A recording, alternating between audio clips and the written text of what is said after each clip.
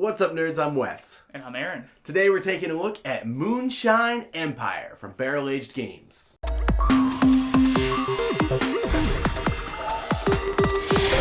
Moonshine Empire is on Kickstarter now. Everything you see here is prototype, so the artwork will probably change. The 3D sculpted, these are 3D printed. They'll probably be minis. They might be constructs. You never know. It could be stretch goals.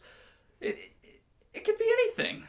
Anyway, so in Moonshine Empire, Pappy, who runs the old tavern, old Uncle Pappy, I guess he's probably Grandpa Pappy. Grandpa Pappy. Anyway, he's getting ready to retire, and you and all of your cousins are competing to see who's deserving enough to inherit his Moonshine Empire. Hence, roll credits. So you are each distilling moonshine in your cells, doing your little moonlight jobs to earn extra money, getting vehicles, and trying to deliver them to customers in Pappy's Tavern. Whoever delivers the best and makes the most points at the end of the game inherits the tavern. So as Wes said, you're going to be taking what you've distilled and moving it out there. So the main bit of the game is it's a worker placement game because you have these stills and your moonlighting jobs. So you can choose which place you want to go to, and you're going to either make money or distill. And if you leave things in your distillery, you can double distill and triple distill them to make them more valuable for certain customers that only want, the really hardcore, get you super wasted moonshine. Or, you go make the money. And then after that, you can put your workers into boats and ATVs and trucks, and you can either go straight across the water if you have the boats, or the trucks you have to kind of go around, and you're kind of doing like a pick up and deliver thing where you're going to be driving along. Every vehicle has different amounts of movement and different carrying capacity. So some of them can carry 2 people, some can carry, just 1 guy, but can carry multiple moonshines. You can get upgrades to make them better and move farther.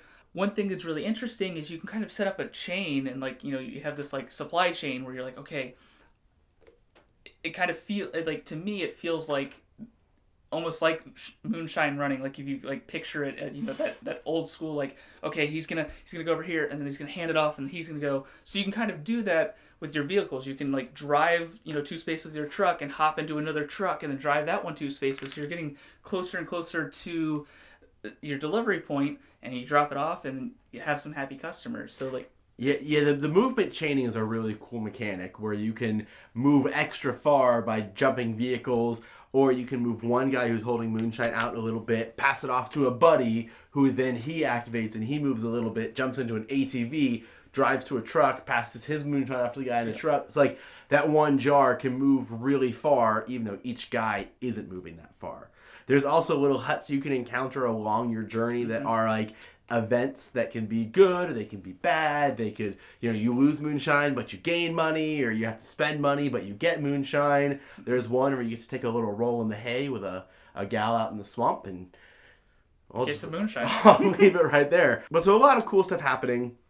The turn order of the game is you start by you figure out who's moving first that round. So you pick up all your cubes, you put them in a bag, or you shuffle them up, or whatever stretch goals they give you to help determine this. So that every turn, somebody different is going first and last, and so on and so forth. You also have the alligators and the police who are moving as well, and they kind of get in your way and cause some negatives as you're trying to deliver moonshine. But the first thing you do is you pick your customers, and you pick who you're trying to deliver to. Those are kind of your missions. What you're delivering, those determine what combination of moonshine you want to deliver to Pappy's Tavern. I kind of feel like it's like the routes in Ticket to Ride, even, where it's very straightforward. You've given what you're needed to get, and you're like, okay, I'm going to collect this certain amount of moonshine, and I'm going to get out there and deliver it. Mm-hmm. And you have a certain amount of characters you can have, or customers you can have at a time. So you're trying to deliver multiples, and you can only take so many, so you need to make sure that you're cashing those in. You can't just save them all up for the end. Then it goes to the auction, which is probably one of my favorite parts of the game, where these auction upgrades come out in the lineup as well, and you all secretly bid simultaneously on who gets to go first in the auction. We all flip. Everybody pays the money they bid. So you're all going to get something, but you may pay a lot of money. Somebody else paid a little bit more, and you get second pick. So if it's something you want, there's a lot of that bluffing, and you're going to give a lot, I'm going to give a lot. I didn't give anything because I don't care. Yeah. And being at the end of the line in this lineup thing, you break ties. So like if you went, last in customer picking, you're actually going to go first for auction pick, but only for tie breaking. So if everybody bids nothing, then you're going to go first. So like to you, it really doesn't matter if you know that, you don't have the money to outbid other players because maybe you've only been focusing on moonshining and not moonlighting, so you're not earning an extra income.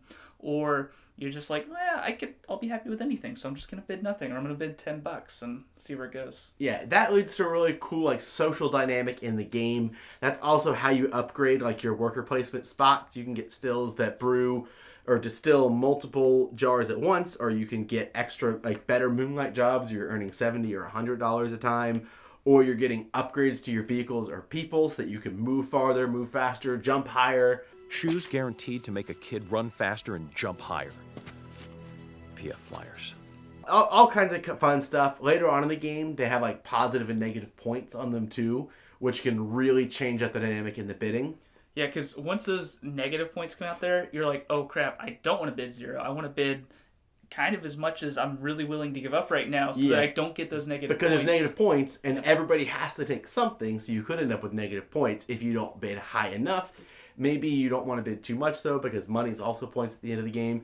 So it creates some really interesting thought process and decisions. So you do 2 auction phases, so it's not just bid everything you made. You want to really be strategic what you bid, make sure you have enough money left over.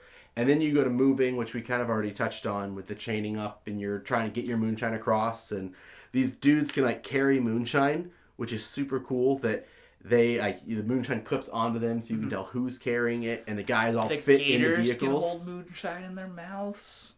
Well, yeah, because if you cross a gator's path and he's angry because he doesn't have moonshine, you have to give him some of your moonshine, and then he's a happy gator because he's got moonshine. Or it's not even that. It's just the fact that he's running at you and you throw your moonshine at him and he just gets lodged in his mouth. So now he's just like, oh, super drunk. Anybody with moonshine in their mouth is a happy gator. I do really like that. There aren't many games that do that sort of mechanism where, you have a meeple that holds things. I'm really just thinking of Tiny Epic. Item meeples. The item meeples. Like, this is a very similar concept. It doesn't have to be as extravagant as that. I love that they can hop in the vehicles too. The vehicles hold enough to the limits. Like the truck can hold 2 guys and 2 extra jugs of moonshine in the bed. And it fits in there perfectly. Yeah. If you got I don't know if there's an upgrade that would make it where it doesn't fit. Because I know like the boat, at first it says that it can only hold 1 guy and 1 moonshine, but then I got the thing that lets me hold another guy, and there's definitely enough room in there for 2 guys. I think the biggest upgrade for the truck would be that your guys can each carry 2 jugs. Gotcha. So you can carry 6 jugs of moonshine in the truck, but there's still only the 2 loose in the bed. Regardless, it's super cool that they're doing that in this game where the people actually do, the moonshine clicks into them, the gator can hold the moonshine. I love that. You feel like the game makes sense. Yeah, it adds some thematics. It's fun to look at. It inspires your friends because this is probably an intro plus game. Yeah, it's definitely pretty light, but it's definitely like a beer and pretzel type of game. Or a moonshine and pretzel type of game. I would say it's a beer and pretzel game for board gamers. Yeah. People who don't play board games, because you've got like the worker placement and the auction and the delivery, it might be a little much for someone's first game ever. Oh yeah. But once they've played like Ticket to Ride, if they've played Catan, it's not going to be a problem at all. But it'd be perfect for that group of gamers as well. Mm-hmm. You may have noticed this really cool wooden insert that's out here. We're not really sure if this is going to be part of the actual game. It might just be an add-on, which if it's the case, definitely get it. It's really cool. It's one of the best inserts I've seen for a game. Like, it has little etched out laser spots for each of the boats. There's like cool drawers that each they slide into the spot. Yeah. Like, the rack up here to display the cards. Yeah, they did a good job with this insert. The crates are really cool. Like, I know that the crates are part of like your actual scoring. Like, that's how you store everything that you've scored. So there's gonna have to be some sort of crate in it. Not sure if they're gonna be these actual awesome laser etched ones, or if this will be an upgrade. Long story short, though, if this is an upgrade, definitely think it's worth picking up.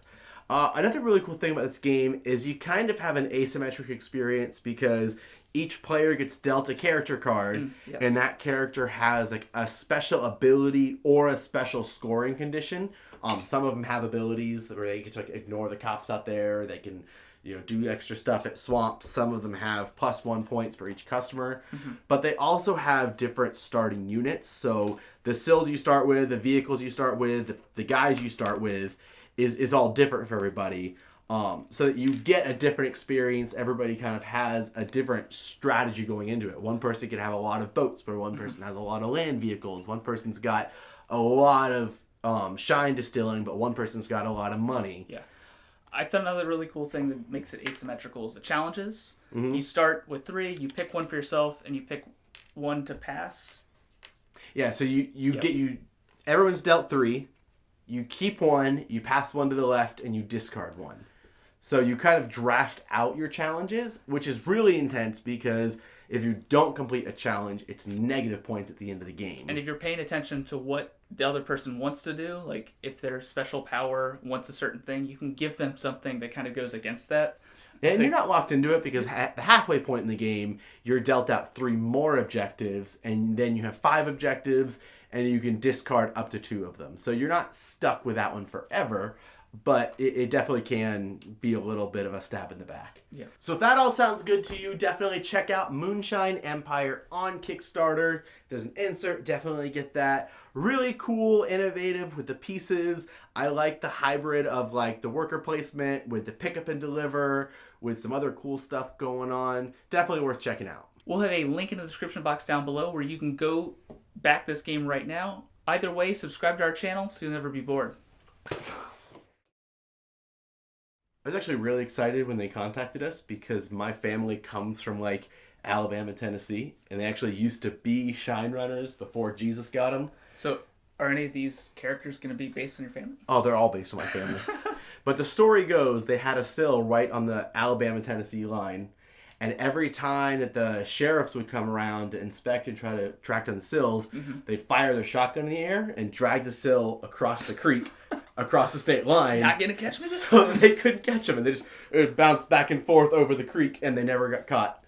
That's the way to do it. So and that's kind of how this game And feels. that's basically how the game works.